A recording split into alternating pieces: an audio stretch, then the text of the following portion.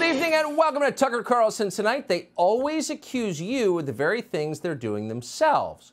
If there's one rule you can keep on your fridge, write it down, put it in your wallet to evaluate the behavior of the people in charge, it's that. They blame you for their sins every single time. The latest example arrived this week when we learned that Joe Biden, fresh from lecturing us about how Donald Trump is a criminal because he had unauthorized possession of secret documents, that very same Joe Biden himself had unauthorized possession of secret documents. But don't worry, it's not a big deal.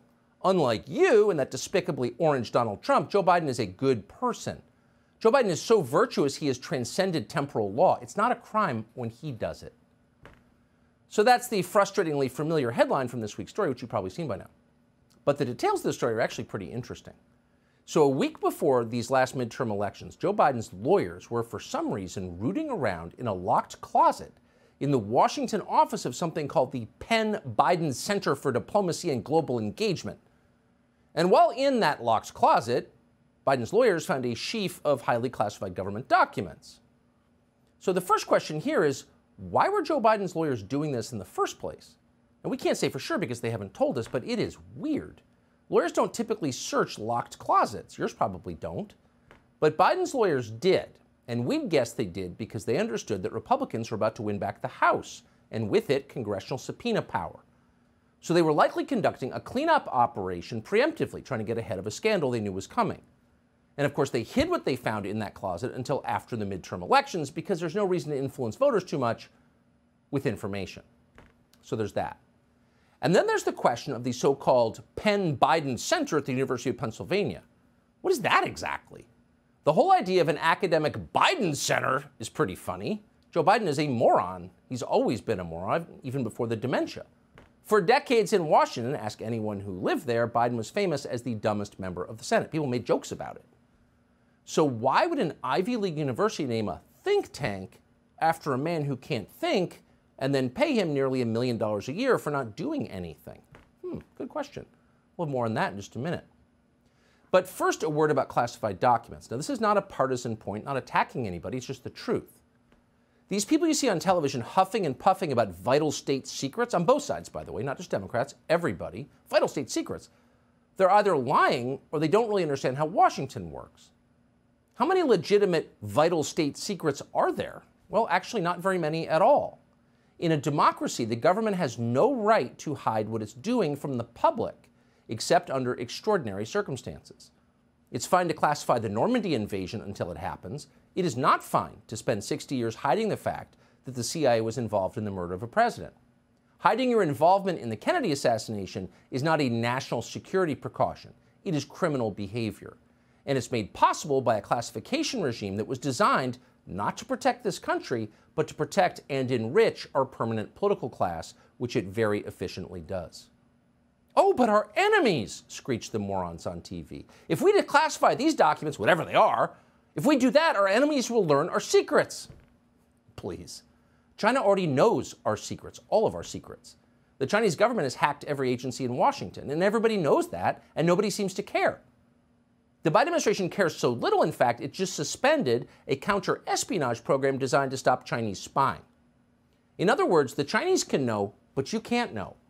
Biden trusts Beijing more than he trusts you. So the media's job, its only job, really, is to push back against attitudes like that and to seek the truth. Reporters are the people who are paid, who for a living find out what your government is doing and then tell you about it, so democracy can continue. But there are very few of those left. Julian Assange is in prison for his efforts. Ed Snowden lives in exile. And the news organizations that remain are so thoroughly controlled by government agencies that even the suggestion of more public transparency drives them to hysteria. Watch CNN and MSNBC, for example, react to the news that Republicans in Congress might tell us some of what the thoroughly corrupt intel community has been doing in our name.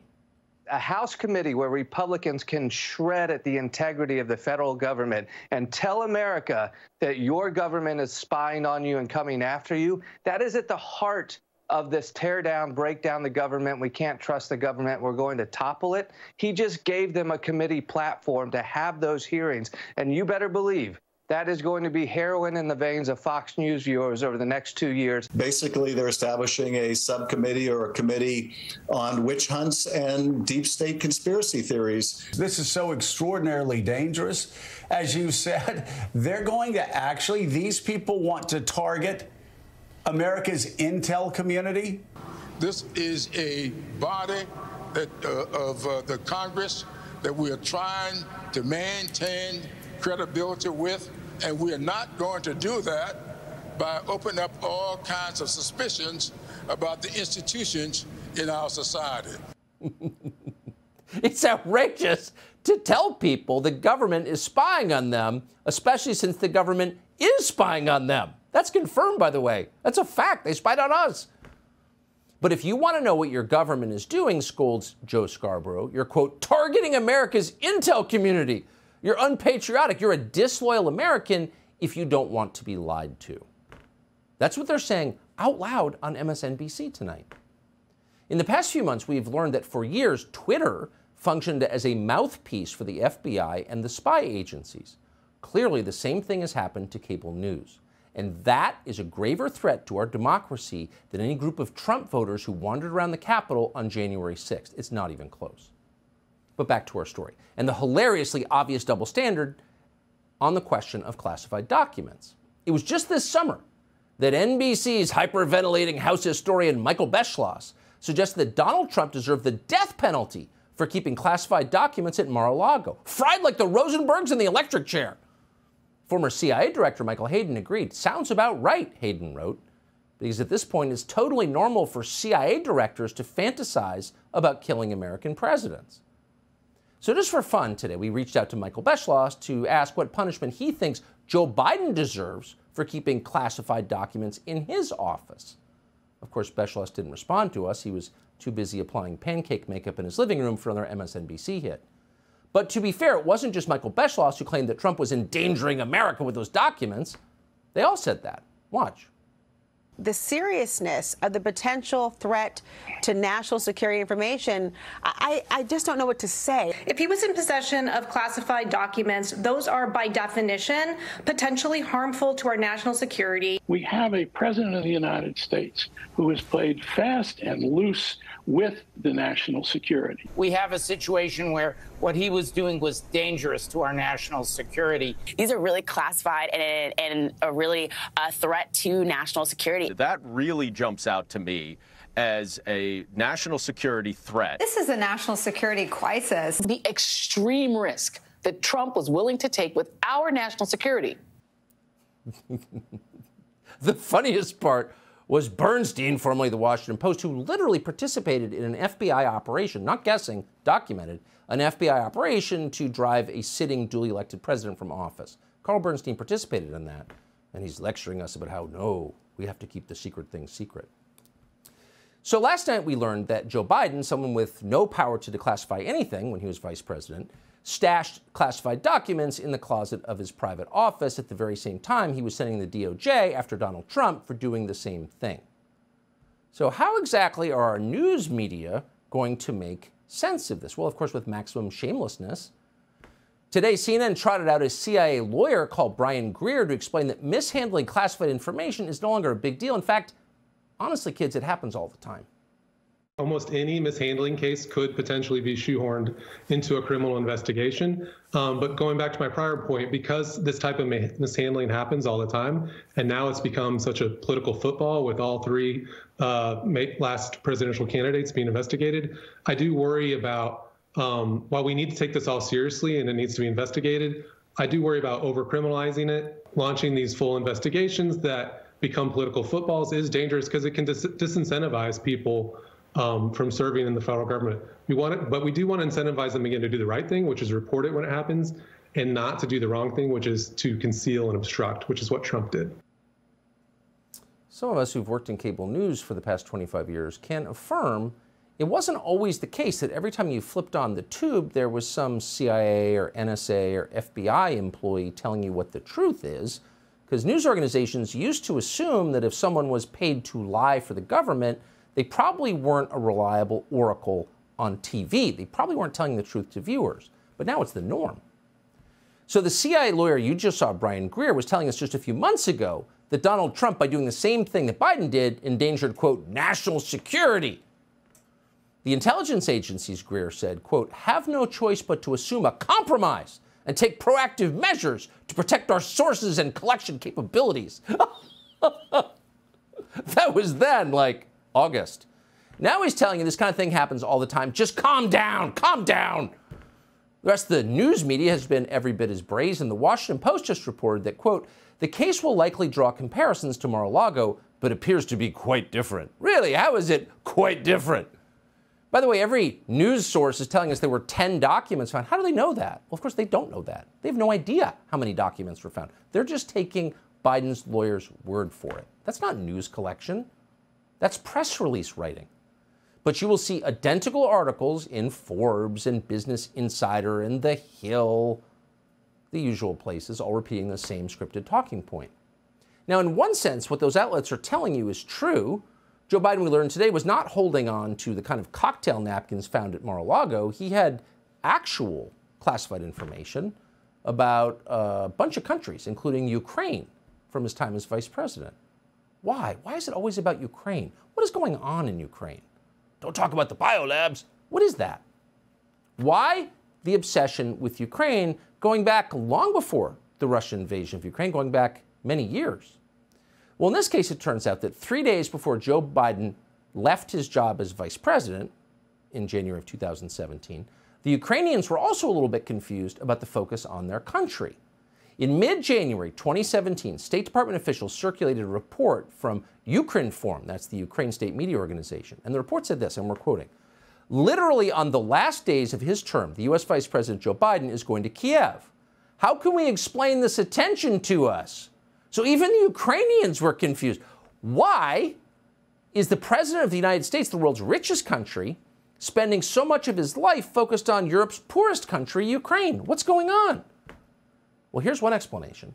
At the same moment that Joe Biden was visiting Ukraine as his last official act, his drug-addicted son, Hunter, was still making tens of thousands of dollars a month in a no-show job on the board of Burisma, the largest gas company in Ukraine. Natural gas, something Hunter Biden knew nothing about. Hunter Biden would hold that fake job until 2019. So is there a connection, just guessing here, between the fact that his son was getting rich from Ukraine for a no-show job and Joe Biden's 2017 trip to Ukraine on Air Force Two at your expense? You'd think there might be a connection, but so far no one in Washington has thought to really press that point because they're still upset about Trump. They're still talking about Trump and his crimes. Watch Joe Biden from this past September explain why he supported the DOJ raid on Mar-a-Lago. And here's a hint, because it's, quote, totally irresponsible for government officials to keep classified documents after leaving office. When you saw the photograph of the top secret documents laid out on the floor at Mar-a-Lago, what did you think to yourself, looking at that image? How that could possibly happen, how anyone could be that irresponsible. And I thought, what data was in there that may compromise sources and methods? By that I mean names of people who helped, or et cetera. And it's just totally irresponsible. So they seem like hypocrites. We could play an endless loop of clips like that for the rest of the hour. You get the point. But they're not actually hypocrites. What they're describing is a caste system where they can do what they want and you are subject to the minutia of their legal code. It's called anarcho-tyranny. But on to more enduring questions, because we know that already. What is this Penn Biden Center? The Penn Biden Center. What's the purpose of the Penn Biden Center? Well, in April of 2016, one of Hunter Biden's business associates explained the purpose in an email to Hunter. He said that the Penn Biden Center, quote, operates like the Clinton Global Initiative without the money raise. Oh, so all the upside, none of the downside. Without the money raise, really. So you don't have to fly around the world raising money. But as the Washington Free Beacon has reported, actually there was a lot of money being raised, and it was being raised by the University of Pennsylvania, and it was being raised from foreign governments after the Biden Center opened. See the connection here? And we're quoting from the piece. Foreign contributions to the University of Pennsylvania tripled since the Penn Biden Center's soft opening in March of 2017, rising from $31 million in 2016 to over $100 million in 2019. Now, where'd all that money come from? Where do you think? The largest foreign contributor was China. And if you go to the webpage for the Penn Biden Center, you get some idea of what that money bought. So on the site, there's a section called, quote, addressing threats to the liberal international order. Russia and Vladimir Putin are mentioned as threats to the liberal international order, but China, which is currently committing genocide, is conspicuously not mentioned as a threat to the liberal international order. So all of this aroused our suspicions naturally, so we decided to take a closer look at the University of Pennsylvania and its ties to China. We took a look at text messages from Hunter Biden's laptop to see if we could find an answer. And we found messages between a senior professor at Penn's International Relations Department to Naomi Biden, that would be Hunter Biden's very young daughter. The message from the professor begins this way, quote, Dear Naomi, I'm writing you tonight to invite you to take part in a major conference in China at the end of March. I've been asked to help recruit a prominent young leader. They, the Chinese government, will fly you business class and, of course, provide all of your accommodations. I don't think it would surprise you that they are interested in you thanks to your family name. I would not take offense at that. It is truly the Chinese way. And frankly, better you than that dolt, Tiffany Trump. If you are interested, can you send me your CV and or a bio? I would forward that, and you could expect an official invitation from Li Baodong, the Secretary General of the Forum. End quote. Pretty remarkable. As far as we know, that has not been previously reported. So here you have an employee of the University of Pennsylvania, an Ivy League school, sending an invitation apparently on behalf of the Chinese Communist Party to recruit Joe Biden's granddaughter for an influence operation, saying that she'd be flown to Beijing and stay in Chinese government-controlled accommodations. So a lot of people on television seem very concerned about national security at the moment. All these former CIA and NSA and FBI employees are going on CNN and MSNBC to tell you national security implications are first in mind. Are they concerned about this? Will they ask a single question about it? Of course they won't.